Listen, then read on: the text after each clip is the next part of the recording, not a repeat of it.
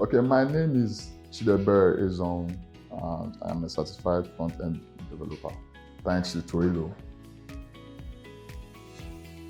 They said tech is the thing now that gives a round figure, you understand? So actually, why I joined tech is just to make that round figure. When I even came at the first day, the guy I met was Deji, actually. So I asked him that I want to go into programming. What do you think about it? I also asked him that, what about if someone that doesn't have any knowledge about it, like an Olodo, that's what I use. And he laughed. And I said, actually, that programming is not actually hard. He now went further to tell me that he has been in the class and he has seen it, that there's nothing there much. It's just like, you just have to put effort.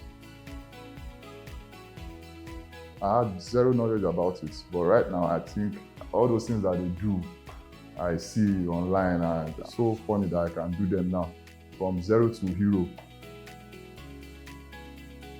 One thing I liked about Torilo Academy was that, or I learned from Torilo Academy, is that during your process with learning, you're also being given assignments and you have a lot of stuff to do. I encourage you guys to come to Torilo. It's actually a very pleasant place to learn your tech. Actually, like I said, from zero to hero.